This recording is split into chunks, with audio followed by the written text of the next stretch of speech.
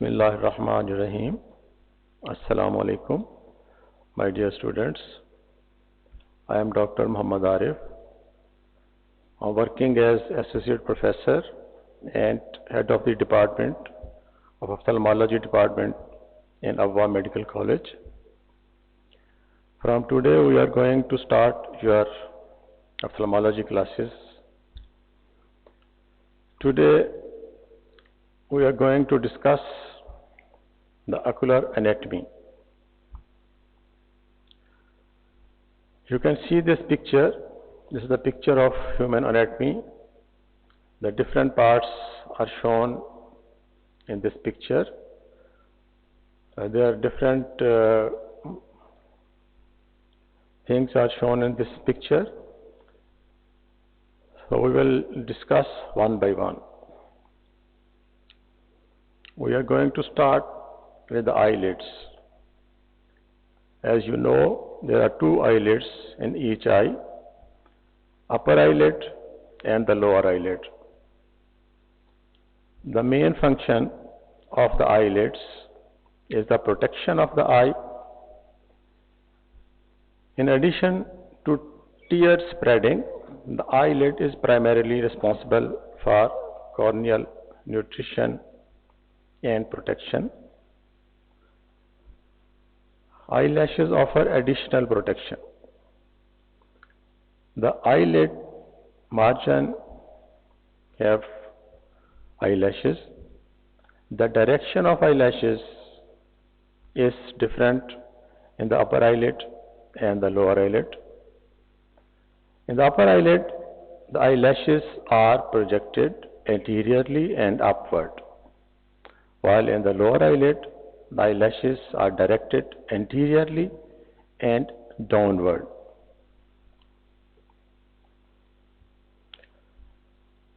Next to this eyelid, there is lacrimal system, that is tear film. Lacrimal system is responsible for tear production and drainage. So there are two parts of lacrimal system. One is the production of the tears, and the second part is the drainage of the tears. The tear film is created primarily by the lacrimal apparatus, Meibomian glands and accessory lacrimal glands. It lubricates the eyeball, provides oxygen, nutrition for cornea, has antibacterial properties and helps wash away debris. Also have unique composition which keeps surface of the cornea wet. In this picture you can see the different parts of lacrimal system. Here this is lacrimal gland. The main production of tears occurs here. From here the tears move towards the eyeball. These are the ducts. It reaches here, and with the help of the movement of upper eyelid with each blinking, this tear production is these tears are spreaded all over the eyeball, and this with the movement of the eyelids, the tears are moved towards the inner side of the eye. In the lower part you can see the Meibomian glands.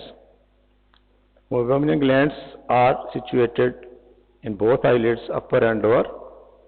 These Meibomian glands contribute the lipid layer of the tears. The tears have three layers. One, the main is the aqueous part that is secreted by this lacrimal gland, and the lipid part by the Meibomian glands, and mucin part by the different goblet cells. Here you can see this is a cross section of the tear film. This one is the mucus layer, the deepest part. The next is the watery layer, and this is oily layer which is secreted by the meibomian glands. It is anterior-most part of the tear film. So you can see here each part of the tear film is shown in this picture. After production, here the tears move inward towards the nose. In the lids, there are two openings, one in the upper eyelid, one in the lower eyelid. The tears are drained through these openings, upper and lower lacrimal punctum. From these puncta, the tears move forward in the lacrimal sac and are drained in the nose through the nasolacrimal duct.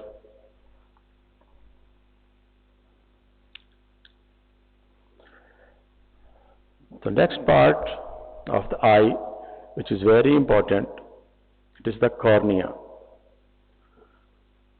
Cornea is made of 5 layers. Epithelium, the anterior-most layer, most superficial, is the corneal epithelium. Next to it is the Bowman's membrane, then stroma, then Descemet membrane, and the innermost layer is corneal endothelium.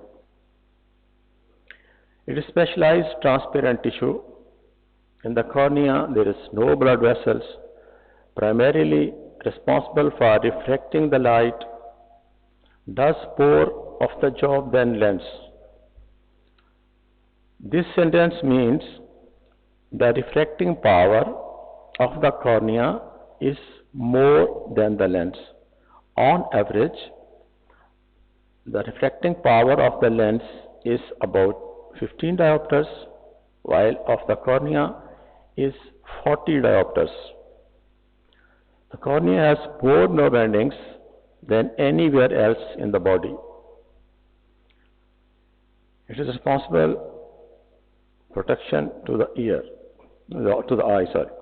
The only part of the eye that is transplanted from one person to another.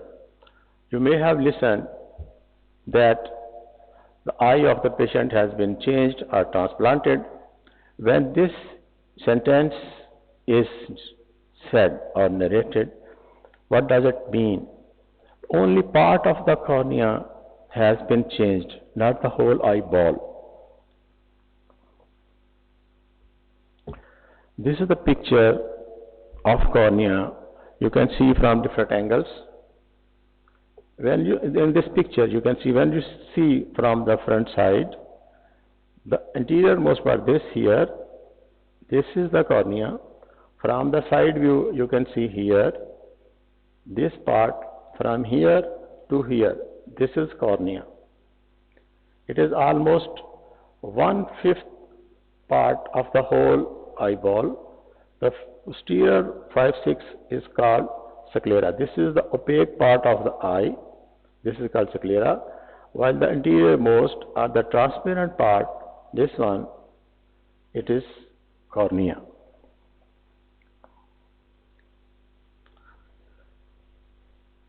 Behind the cornea, there is a fluid. It is called aqueous humor. Aqueous humor fills space between cornea and iris. It is also present behind the iris, anterior to the lens. It is continuously produced by ciliary body, flows into anterior chamber from the pupil, drains from eye through trabecular meshwork to the canal of Schlemm. It nourishes the cornea and the lens, gives front of the eyeball form and shape. Anterior chamber is the part or the area between the cornea and the iris. It is filled with the aqueous humor. So a thin space between the cornea and the iris is called anterior chamber, while the space behind the iris, which is called posterior chamber. It is the area behind the iris and in front of the lens. It is also filled with the aqueous humor. This is the picture. You can see here the aqueous humor is produced here in the ciliary body, here and also here. From here, the aqueous humor moves towards the pupil. This is pupil. Pupil is the hole in the iris. So the aqueous humor moves from here, ciliary body, moves towards the pupil and passes through the pupil and reach in the anterior chamber. This part is the anterior chamber, the whole this part, behind the cornea and up to the iris. This part is anterior chamber. So aqueous humor is secreted here. It comes through the pupil in the anterior chamber and reaches angle of the anterior chamber, this one, this area, this and this. It is not only this area, it is 360 degrees. But in this section, to show the detail of this anterior chamber, it is shown like this. So aqueous humor reaches here in the anterior chamber angle, and this small opening, this one, this is the canal of Schlemm.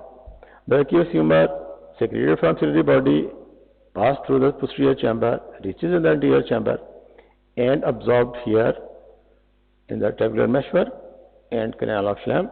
Then it is drained into the main blood circulation. This is another diagram. In this diagram, you can see the same thing. Here, aqueous humor is secreted here in the ciliary body and it moves like this. You can see the direction of the arrowhead. Aqueous humor is moving from here. This is behind the pupil. This is lens. This is iris. Aqueous humor is moving from here through this part. This is pupil. From here to here. It is shown in is the dilated pupil. So the aqueous humor moves from here and now it comes here. This part is, this hole is the anterior chamber. The aqueous humor is moving towards the angle of the anterior chamber.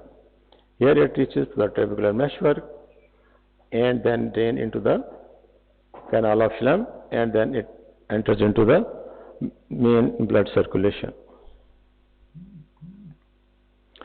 The next part, which is described in the anatomy of the eye, is the limbus. What is limbus? Limbus is actually the junction of the cornea and the sclera.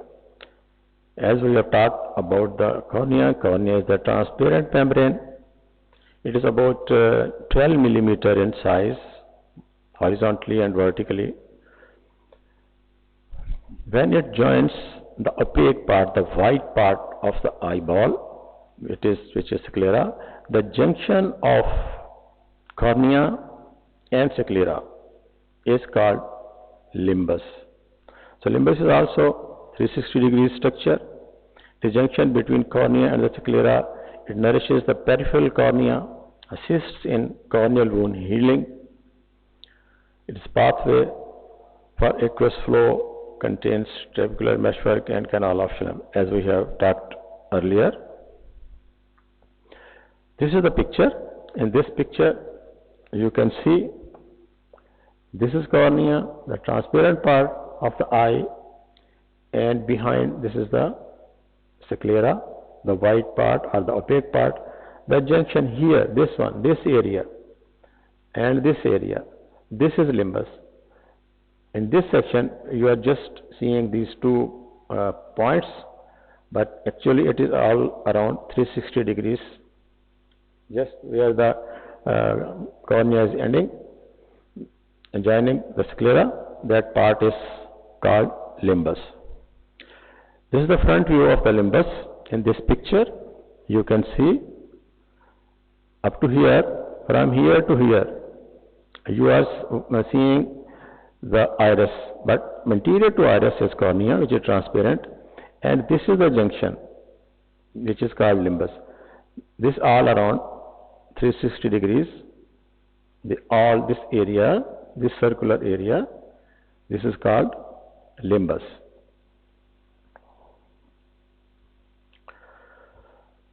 So next to limbus and other structure, which is very important, that is called conjunctiva. Conjunctiva is actually the thin translucent mucous membrane, starts at the limbus and covers the sclera and the inner surface of the eyelid. Has some responsibility of tear production, subject to infection, problems from the contact lens use. Can be degraded by environmental conditions, heat, wind and dust. Again, this is the picture where you can see from here, from the limbus, the conjunctiva is also present here at the limbus, then on the eyeball, and then it is reflected on the inner side of the eyelid. It is here in the upper eyelid, and similarly in the lower eyelid the same configuration is seen. So here conjunctiva starting from the limbus, and this is the bulbar part, and from here it's angulated on the posterior surface of the lower eyelid. So this is conjunctiva. In this picture you can see there are different parts of the conjunctiva. The part seen at the limbus, it is called conjunctiva of the limbus. When it is here on the sclera, this is called bulbar conjunctiva. When it reaches here, where it is angulated and turns on the posterior surface of the upper eyelid or the lower eyelid, this junction is called fornix. Here, this is lower fornix, this is upper fornix. From here, it turns on the back side of the eyelid. This is called palpebral conjunctiva. So these are different parts of conjunctiva.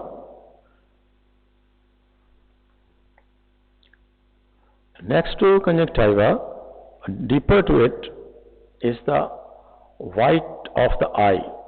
As I have told you earlier, it is about 5/6 of the total eyeball. The anterior cornea is 1/6 part, the posterior 5/6 is the sclera. Sclera is bigger structure than the cornea. It is made of different layers. It is tough, fibrous tissue, site of extraocular muscle attachment. It is opaque, allows no light to enter in the eye.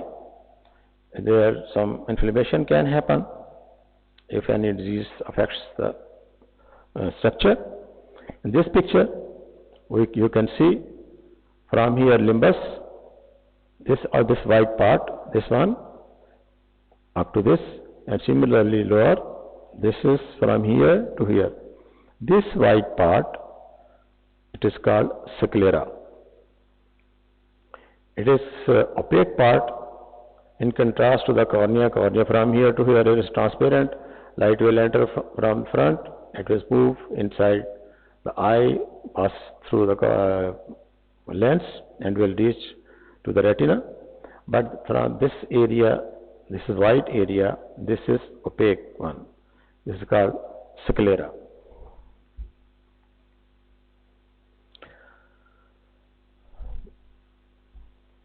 When we see the eye through the cornea, the colored part of the eye, the different people have different colors of the eye. In our community, Pakistani community, most of the people has brownish color, but in some countries or in some nations, the color may be light brown, it may be dark brown, it may be gray color or green color or blue color. So the color of the eye of every person is due to the iris. Iris is situated just behind the cornea, and anterior to the lens. It is the colored part of the eye unique to every individual like a fingerprint.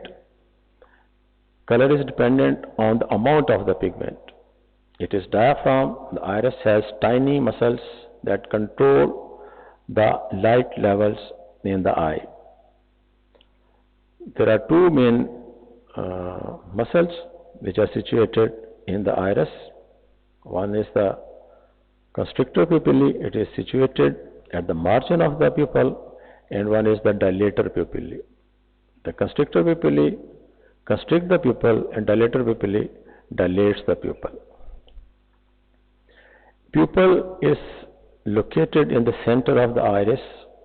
Pupil, that is hole, it is not an eye structure, it is just a hole in the center of the iris. In this picture, you can see from here to here, this is iris, this colored part of the eye, and this one, this area, this is not a structure, it is just the hole in the iris in the center. This is called pupil. The size of the pupil is being changed according to the density of the light entering the eye. If we will show the torch light to any eye, left or right, this pupil will be changed into a smaller pupil. But in the darkness, the pupil is dilated. In many conditions, the pupil is dilated. In some conditions, the pupil is constricted. So most of the time, it is the size of the pupil remains changing according to the density of the light entering the eye. Here the front view of the eye, pupil and the iris. This is the colored part. It is iris, and in the center, this is circular hole in the iris. This is called pupil. In this picture, you can see the size of the pupil is slightly dilated. The normal size of the pupil is usually between 2 to 3 mm, but this looks slightly dilated one.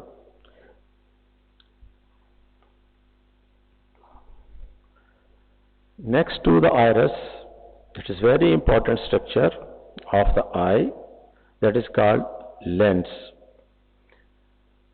Lens is transparent and biconvex structure held in place by ciliary zonules. Ciliary zonules are thin thread-like structure which keep the lens in place. On one side, the zonules are attached to the periphery of the lens, and the other side, these zonules are attached to the ciliary body. As you know, the power of the lens is changed. It has been told to you in your preclinical classes, first year and second year, that the power of the lens is being changed due to the constriction or the dilatation of the muscles, of ciliary muscles. It is composed of different layers, different parts like anterior capsule, cortex of the lens, nucleus of the lens, and posterior capsule of the lens. Because it is transparent structure, so the light is refracted through the lens. But in the old age, the lens becomes opaque, just like sclera. So the light will not pass through the lens. It is called the cataract. So we have to go for surgery, and we remove this opaque lens and replace it with an artificial transparent lens. That is called intraocular lens. The nutrition comes from the aqueous humor. Nutrition of the lens comes from the aqueous humor. Insoluble deposits of proteins build up over time. That is called cataract. I have told you the clouding of the lens and capsule. The cataracts are also caused by other agent. Here in this picture, you can see this is iris. Behind the iris, this is the cross section of the crystalline lens. Just behind the posterior part of the iris, this part, the anterior-most part of the lens, is called anterior lens capsule. This one. Similarly, from here to here, this is the posterior lens capsule. The anterior lens capsule is thicker one. On average, the anterior capsule is about 20 millimeter thickness, while the posterior lens capsule is much thinner. On average, it is about 3 micron. This is 20 micron, anterior capsule is 20 micron, and posterior lens capsule is 3 micron. Just behind the anterior capsule, this part, this area, this is the cortex of the lens, and in the very center, this is the nucleus of the lens. Behind the nucleus again, this is cortex, and then comes the posterior lens capsule. And during the accommodation, these zonules are relaxed and the power of the lens is increased. The anterior posterior diameter of from here to here, this is anterior posterior diameter of the lens is increased and the power of the lens is increased.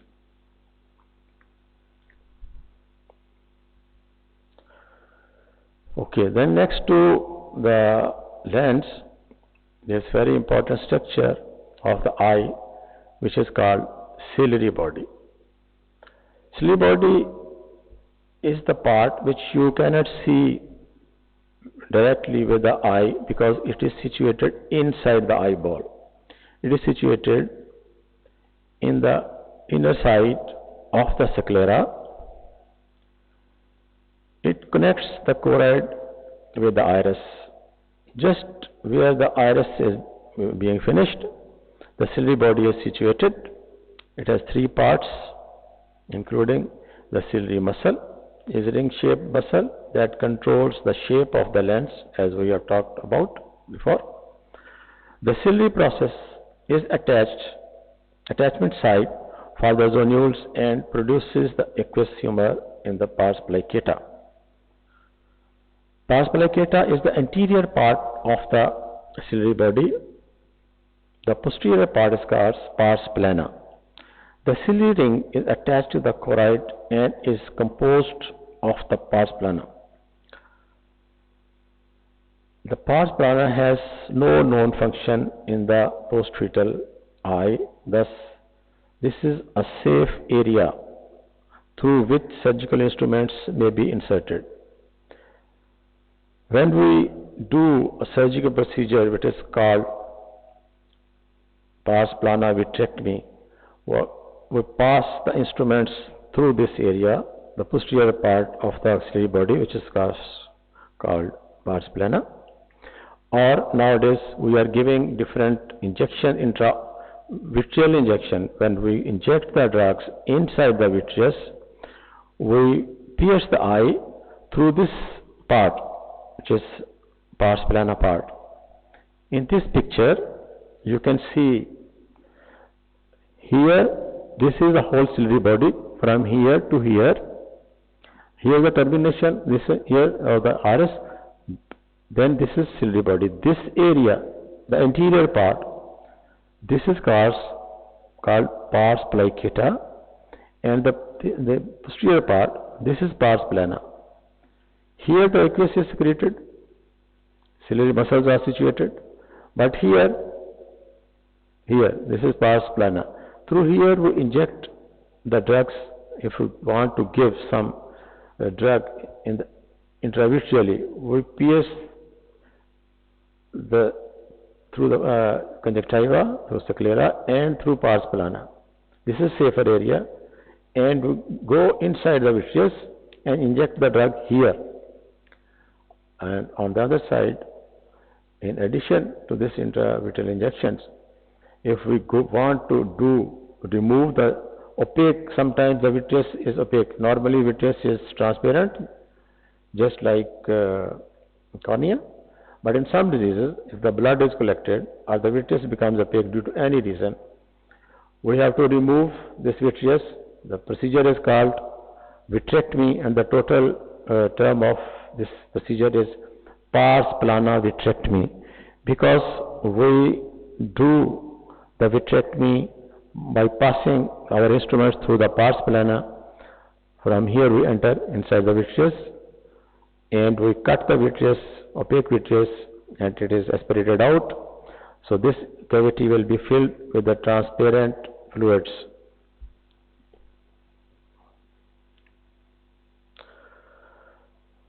Then next to ciliary body, as I told you, these are small thin fibers which attach the lens to the ciliary body. They become broken or stretched, causing the lens to move out of the place.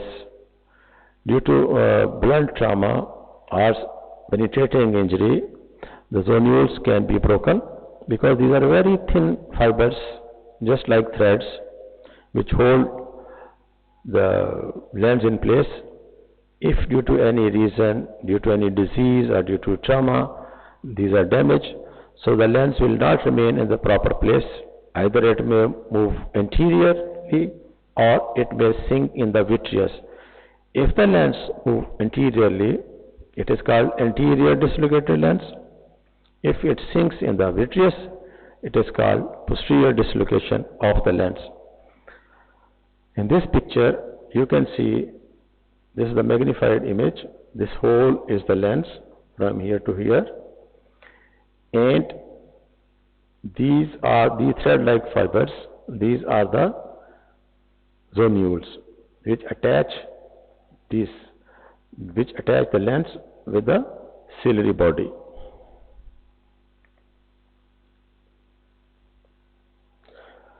Okay, behind the zonules and the lens, there is a transparent fluid. It is jelly-like fluid, which is called vitreous. It is thick, transparent gel-like substance that fills the center of the eyeball, giving it form and shape. A canal runs through the vitreous from the optic disc to the lens. It is developmental leftover from the hyaloid artery. Usually regresses but may persist and result in floaters. May see reference to the hyaloid membrane. This transparent tissue surrounds the vitreous and separates it from the retina. Central retinal vein and arteries extend in bundles, exit and enter respectively through the optic nerve. This is the picture. In this picture, you can see, as I told you, this is the ciliary body, this is the lens, and behind this,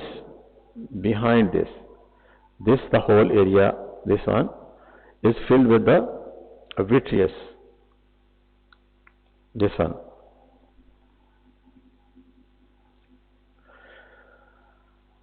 Okay. Then the next structure, which is very important in the eye, is the choroid. Choroid is brown vascularized sheet lying between the sclera and the retina, one of the route of blood supply to the retina. In this picture, you can see the choroid from here. It starts from here. This is all choroid. Just anterior, inside to the sclera, the whole structure, vascularized area from here to extend up to ciliary body here. This whole is the choroid.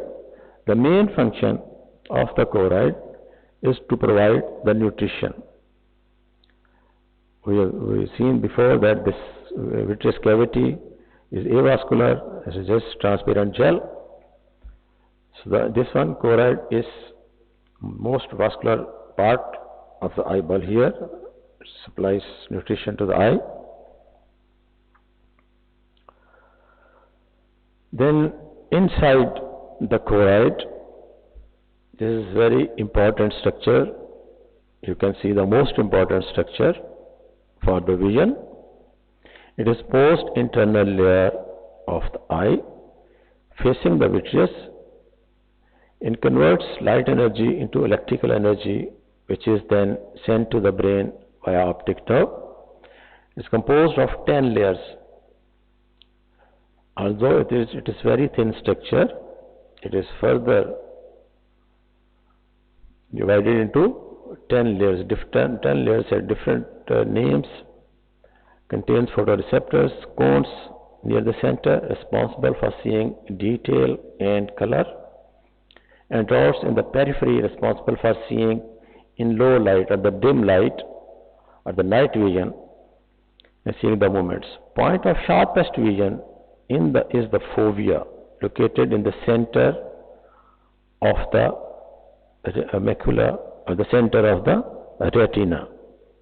Here you can see this. I have told you this middle layer is the choroid, and innermost layer here, which is touching the vitreous on one side and choroid on the other side.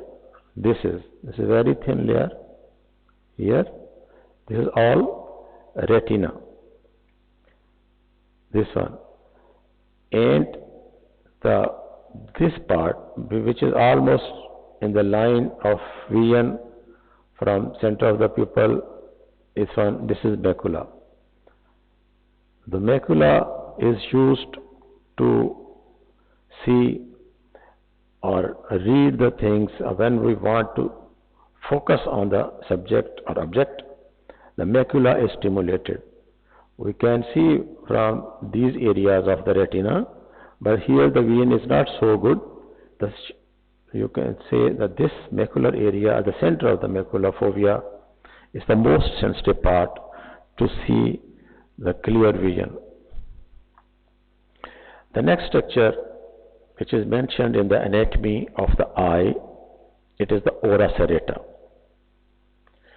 Ora serrata is a serrated junction between the retina and the ciliary body, making the transition between non-sensitive tissue and the retinal portion with many layers and specialized photoreceptor cells. In this picture, you can see ora serrata. Ora serrata is actually this part. It is not only on one point, it is all around. The termination of the retina, behind it, this is retina, and anterior to this point, this is ciliary body. So the termination all around of the retina is called ora serrata.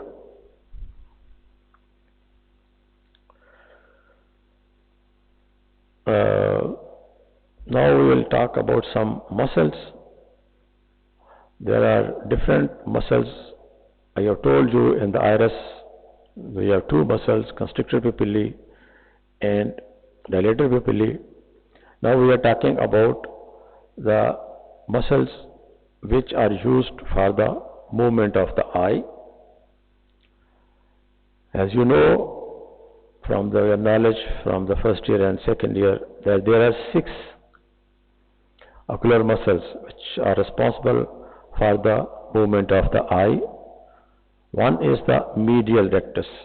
It is situated medially on the nasal side of both eyes. When this muscle, medial rectus, is stimulated, the eye move towards the nasal side. This is called adduction. The lateral rectus is situated on the outer side. It moves the eye away from the nose towards the temporal side. This is called abduction.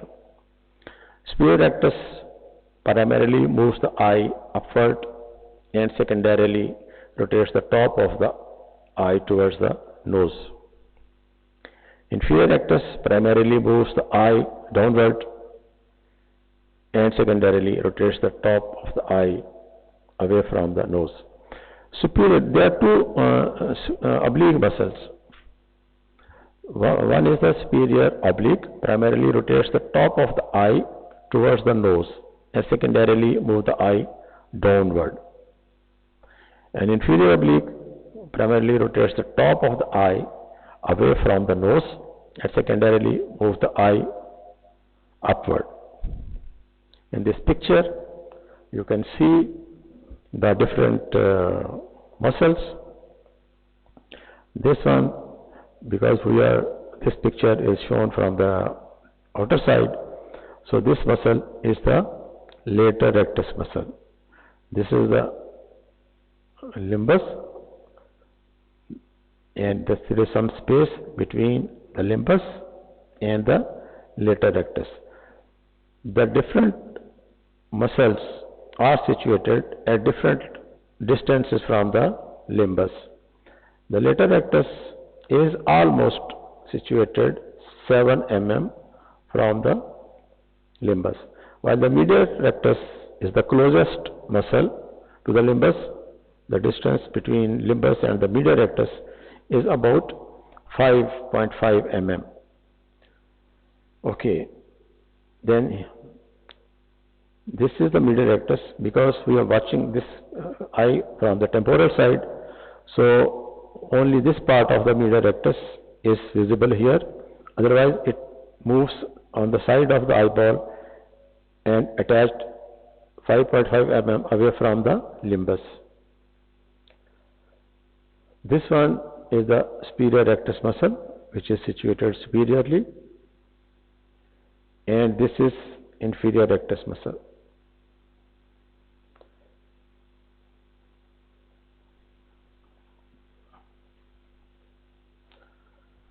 Behind the eyeball, there is optic nerve. Optic nerve, the purpose is for energy transmission to the brain. The light stimulates the retina and the message is sent to the brain through the optic nerve. Subject to underdevelopment, damage, inflammation, contains over 1 million nerve fibers. Once severed, cannot be reconnected. Suppose if due to any injury the optic nerve is cut down or damaged, so it will not be recovered. Upon examination, only the head can be seen by the doctor. When we examine the fundus by the direct ophthalmoscope or the other instruments, we can see just the head of the optic nerve. That is called optic disc. It should appear as yellowish pink, flat, with distinct margins. If it is diseased, then the color may be changed from yellowish pink, it may become white, or the margin may be raised, as in papilledema, and the margin will not be so distinct, it will be blurred. In the center of the optic nerve, there is a small depression.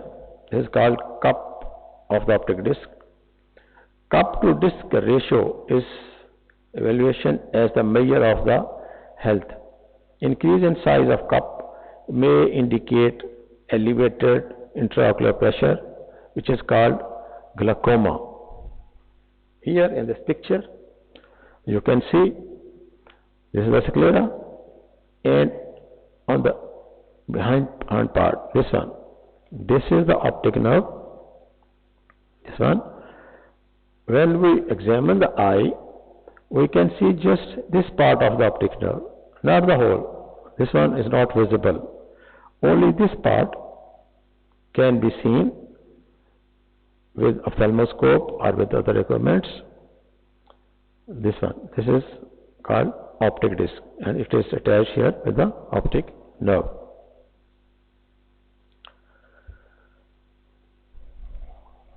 The visual pathway The message is sent from the retina to the visual cortex. Message is carried down the optic nerve through pathways to occipital cortex. Here vision becomes sight. At the optic chiasma, the nasal fibers of the optic nerve cross over. The temporal nerve fibers remain on the same side, go straight back to the cortex. This arrangement impacts on the visual field. Results in the visual field losses can be predicted based on where damage is located on the optic nerve. These clinical implications we will teach you in the 4th year when you will attend the wards and when you will study the diseases of this structure. In this picture, you can see the visual pathway. Here, these are two eyes. This one and this one. This is the optic nerve one side, or this is optic nerve other side. When it reaches here, optic chiasma, the nasal fibers, these are the nasal fibers, these cross to the other side. And on this side, it is crossing to the other side, while the temporal fibers moving on the same direction. Similarly here, these fibers reach here, lateral geniculate body, and these are the optic radiation, this one, and optic radiation are terminating to the visual cortex. So here, if any lesion is here in the optic chiasma, like adenoma, it will compress the nasal fibers of both eyes. What will happen?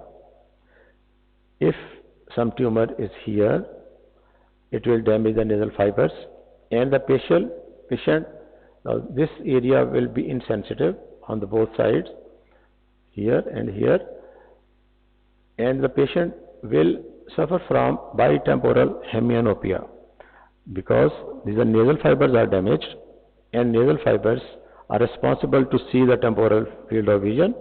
So if the lesion is here, the patient will suffer from bitemporal hemianopia. This area will not be visible to the patient, and similarly this area will not be visible to the patient.